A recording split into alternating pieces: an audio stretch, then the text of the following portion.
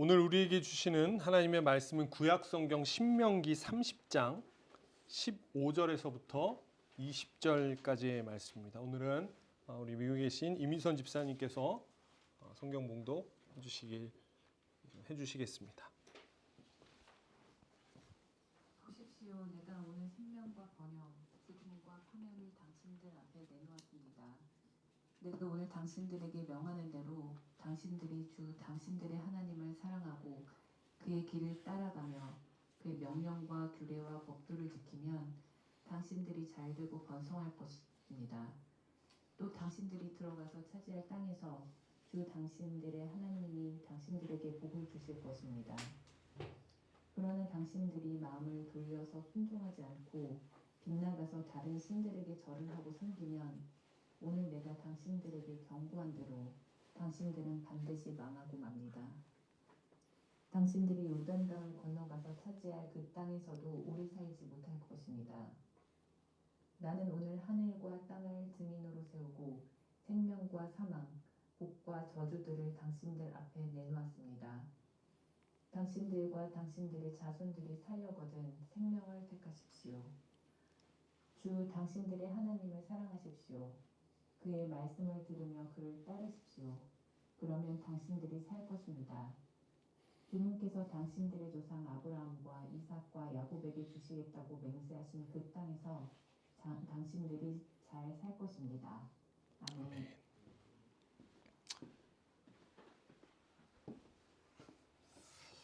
네, 다시 한번 참 좋으신 우리 주님의 자비와 평화가 오늘 하나님 앞에 나오신 모든 분들과 함께 하시기를 빕니다. 우리 앞뒤 옆에 계신 분들과 인사 나누게 새해 복 많이 받으십시오. 네, 이제 명절이죠. 계속해서 복을 빌어준다는 것은 참 기쁜 일인 것 같습니다.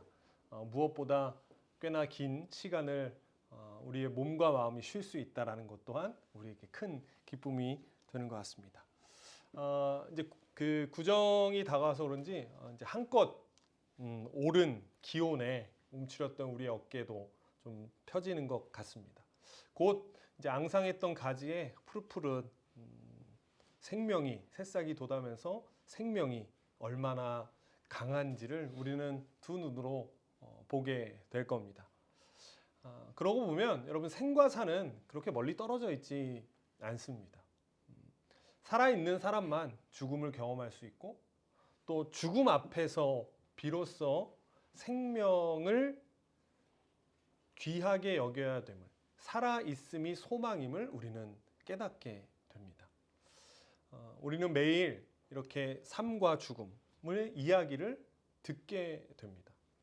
멀리서는 미디어를 통해서 죽음의 이야기를 듣게 되고 또 가까이에서는 방금 전까지 함께 웃던 사람이 어느 날 세상을 떠났다라는 소식을 듣기도 합니다. 여러분 죽음을 마주하게 되면 내 앞에 다가오게 되면 사람은 자신의 삶을 돌아보게 됩니다. 보통은 그 돌아볼 때 잘한 일보다는 부족했던 일들, 내가 부족했던 선택을 떠올리게 돼요. 함께하지 못했던 시간, 가족과 함께하지 못했던 시간, 미루었던 사랑, 그리고 망쳐놓았던, 망설이다 놓쳐버렸던 사람들, 그 기회들, 이런 것들을 보통은 떠올리게 됩니다. 그때 그렇게 하는 게 아니었는데, 그때 그 선택을 하는 게 아니었었는데, 그때 그렇게 하지 말았어야 했는데 라는 아쉬운 생각을 떠올리게 돼요. 결국 여러분 후회는 선택의 문제입니다. 그래서 어른들은 유언처럼 죽음 앞에서 너희는 이렇게 살아라 라고 조언을 하게 돼요. 왜냐하면 내가 그 후회가 그 선택이 나에게 후회였기 때문에 너희는 그 선택이 아닌 다른 선택을 하면서 살아가기를 바란다 라고 이야기하는 거죠. 오늘 본문에서 모세가 그렇게 말합니다. 여러분 신명기는 모세의 유언과 같습니다. 모세는 이제 모압 땅에서 이스라엘 백성들을 다 모아놓고 이제 마지막 설교를 하게 돼요. 26장부터 마지막 설교입니다. 마지막 설교를 하는데 이제 어떤 이야기냐면 이제 요단강을 건너면 백성들한테 이야기해. 이제 너희가 요단강 앞에 있는데 요단강을 건너면 우리가 약속의 땅인 가나안으로 들어갈 거다. 이제 너희는 가나안으로 들어간다. 그런데 여러분 우리가 알듯이 모세는 들어가지 못합니다. 그래서 여러분 이 모세의 말은 단순한 설교라기보다는 앞서 말했듯이 유언에 가깝습니다. 나는 죽고 이제 못 들어가는데 너희는 가나안에 들어갈 거야. 그런데 가나안에서 이러했으면 좋겠다라고 마지막 유언을 하는 거예요. 광야의 시간을 정리하면서 모세는 이렇게 이야기합니다. 15절을 보면 이렇게 이야기합니다. 보십시오. 내가 오늘 생명과 번영, 죽음과 파멸을 당신들 앞에 내놓았다라고 이야기하고 그 뒤에 가선 이렇게 이야기해요. 이제 너희는 선택해라라고 이야기합니다. 너희 앞에 생명과 번영이 있고 죽음과 파멸이 있는데 너희는 선택해라라고 이야기해요. 자, 여러분 선택. 여러분 우리는 선택이라는 말을 들으면 대부분 어디로 갈 것인가를 묻는 것처럼 생각합니다. 이사를 할지 말지, 직장을 옮길지 말지, 할지 말지, 갈지 말지 어떤 선택을 해야 할까라는 것을 우리 먼저 떠올려요. 그런데 여러분 이스라엘은 이미 가나안에 들어갑니다. 그러니까 갈지 말지가 아닙니다. 이미 들어가요. 그런데도 모세는 생명과 죽음이 그들 앞에 있으니까 선택하라고 이야기합니다. 이상하죠. 분명히 우리는 생명을 선택해서 약속의 땅인 가나안에 들어가는 거 아닌가? 갈지 말지를 고민하다가 우리가 선택해서 가나안 들어가는 거 아닌가? 그러면 들어갔잖아 라고 생각할 수 있는데 이미 들어가는 이스라엘 백성을 향해서 모세는 또다시 이야기합니다. 선택해라 라고 이야기합니다. 무슨 뜻일까요? 여러분 선택은 장소가 아니라 방향입니다. 성경이 이야기하는 선택은 장소이기보다는 방향인 경우가 훨씬 더 많습니다. 여러분 그리스도인의 선택은 어디에 있느냐보다 누구를 향해 서 있느냐의 문제입니다. 같은 땅에서도 하나님을 향하면 생명이 되고 하나님을 잊으면 멸망이 됩니다. 우리 교회가 교회 이전을 앞두고 있습니다. 우리는 좋은 환경을 구합니다. 좋은 환경이 필요합니다. 좋은 장소도 필요하고요.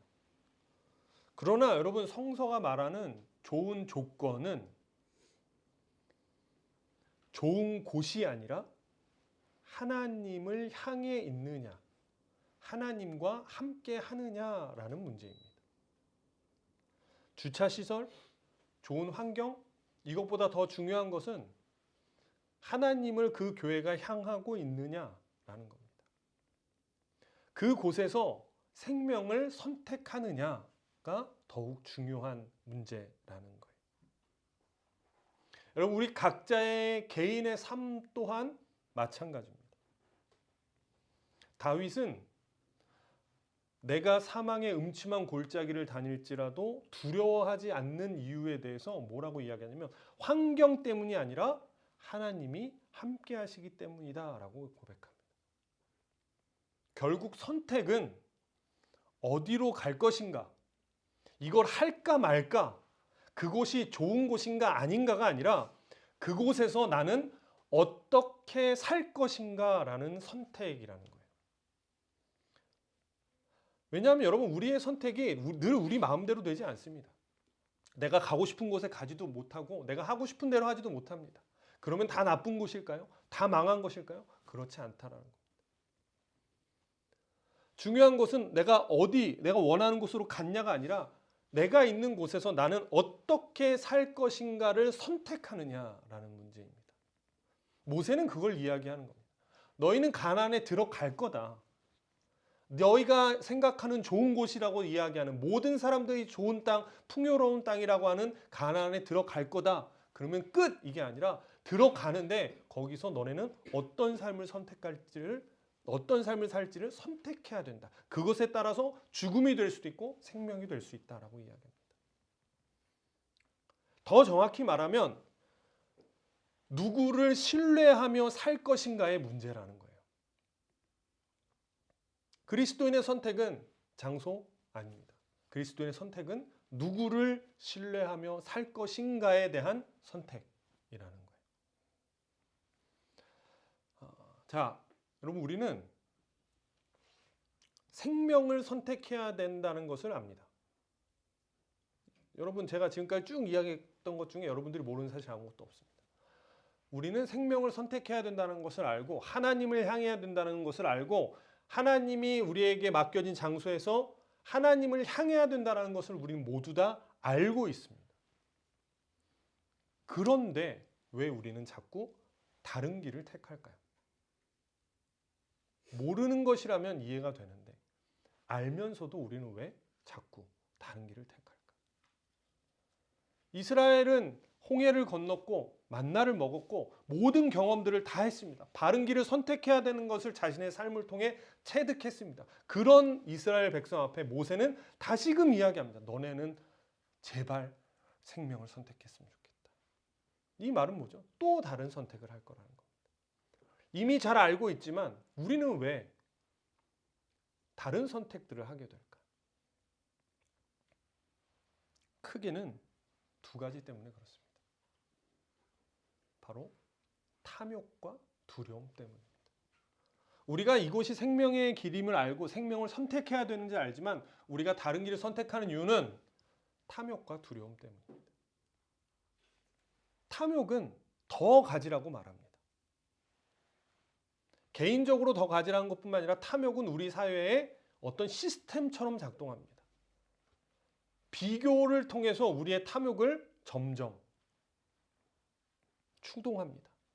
얘가 이만큼 하니까 너도 이만큼 해야지. 이 사람도 이만큼 사는데 너도 이만큼 살아야지. 얘도 이만큼 누리는데 너도 이만큼 누려야지 라고 이야기합니다. 그 소리에 우리는 끊임없이 노출되다 보면 우리 스스로도 나는 이 정도 누릴 만하지. 나는 이 정도 해야지. 나는 나를 사랑하니까 라고 생각을 합니다. 남들만큼은 있어야 안전하다라고 이야기합니다. 이게 탐욕이죠. 여러분 반대로 두려움은 잃지 말라고 합니다. 탐욕은 더 가져야 된다고 이야기한다면 두려움은 잃지 말아야 된다고 합니다. 내 집 마련하는 것, 자녀 문제, 노후 불안, 미래에 대한 불안이 우리를 끊임없이 붙잡습니다. 여러분 결국 우리는 하나님을 부정하는 것은 아닙니다. 다만 하나님보다 안전해 보이는 것을 붙들 뿐입니다. 우리 누구도 하나님을 부정하지 않습니다. 하지만 하나님보다 조금 더 안정적인 것을 붙들려고 하는 거죠. 눈에 보이는 것이 더 확실하게 느껴지기 때문입니다. 눈에 안 보이는 하나님보다 당장 통장에 찍혀 있는 숫자가 우리를 더 안전하게 만들어주기 때문입니다. 그래서 우리는 알고 있음에도 생명 대신 불안을 선택하고 생명 대신 두려움을 선택하는 것. 이것은 인간의 연약함입니다. 저를 포함한 모든 사람들의 연약함입니다.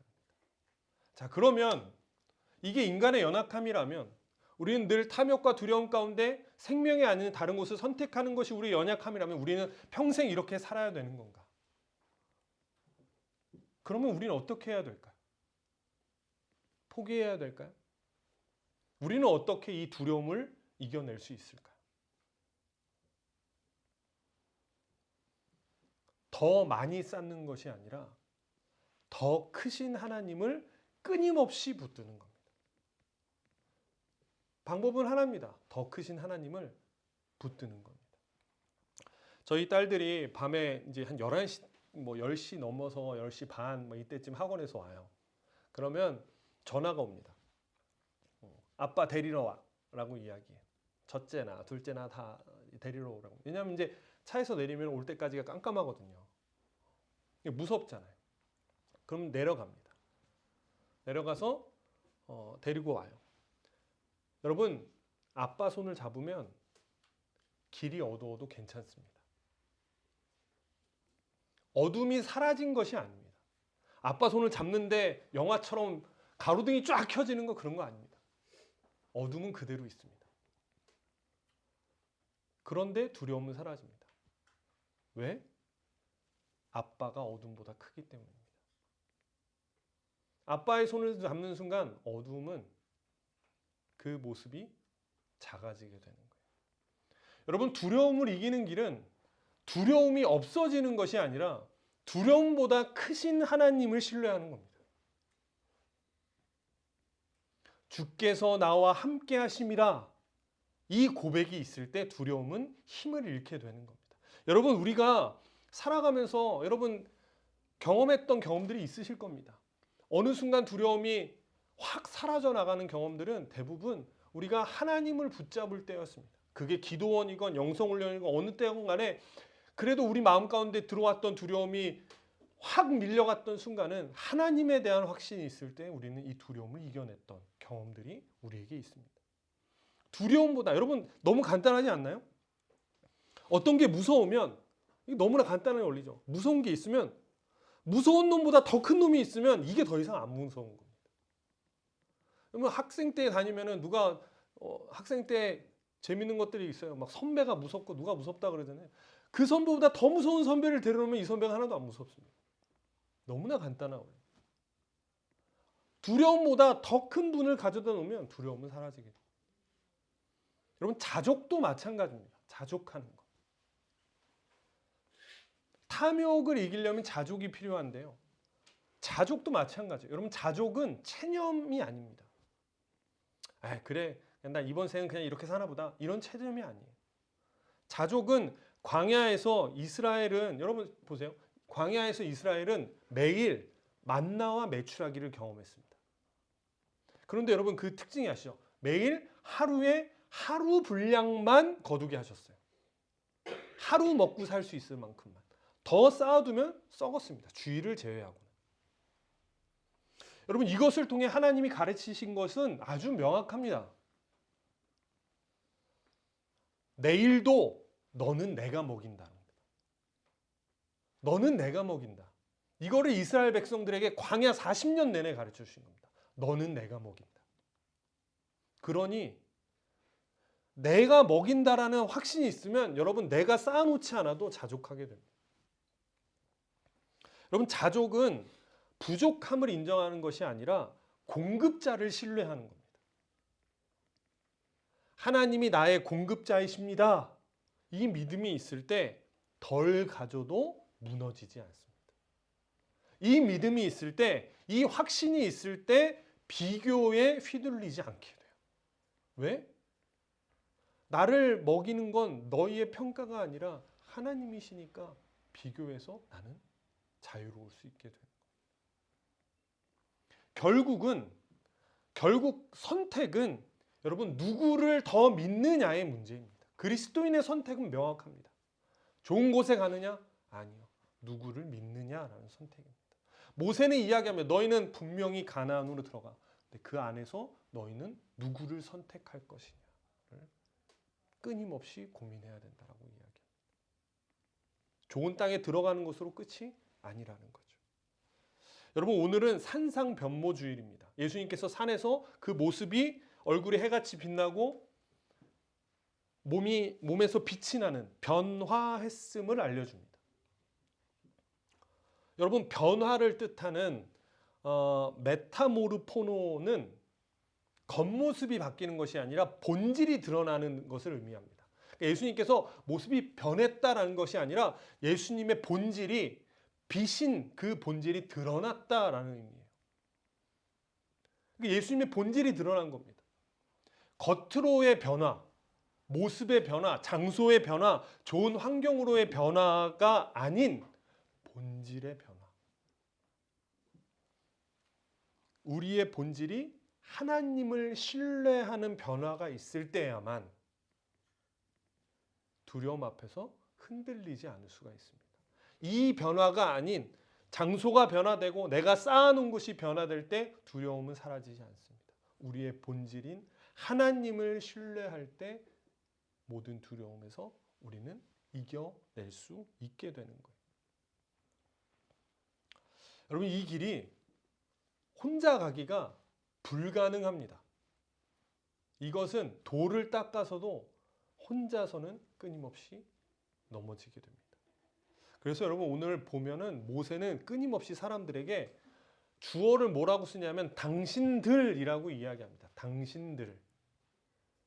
그러니까 이 말씀은 공동체를 향한 말씀입니다. 홍해도 함께 건넜고 광야도 함께 걸었습니다. 약속의 땅에도 함께 들어가는 거예요. 서로가 하나님을 신뢰하도록 붙들어 줄 때 그때 비로소 우리는 생명을 선택할 수가 있는 겁니다. 내가 무너져도 옆 사람이 단단히 붙잡고 있으면 다시 설 수 있는 거예요. 물론 우리는 또 흔들릴 수 있습니다. 언제 그랬다냐는 듯이 어둠을 선택할 수도 있습니다. 그게 우리의 연약함입니다. 그런데 여러분, 재밌는 거는 신명기 30장에서는 처음부터 끝까지 모세가 계속 이야기한 다음에 뒤에 붙이는 게 있습니다. 그게 뭐냐면 흩어질지라도 돌아오면 다시 모으시겠다. 이 약속을 모세는 끊임없이 이야기합니다. 흩어질지라도 다시 돌아오면 하나님께서 모으실 것이다 라고 이야기해요.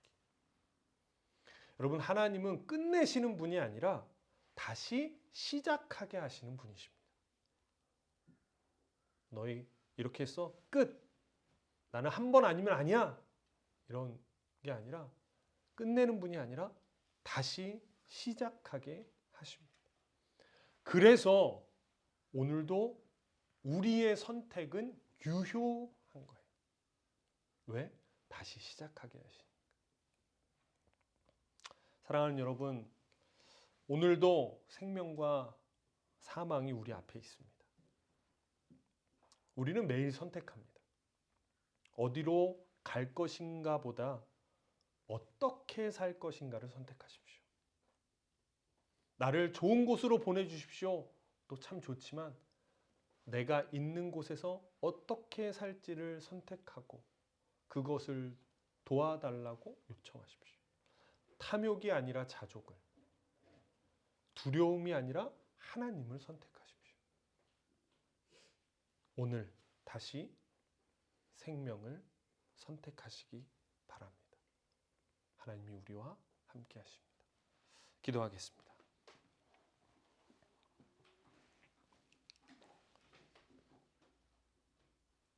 생명의 하나님, 오늘 우리 앞에 생명과 사망을 두시고 선택하라 말씀하시는 주님을 바라봅니다.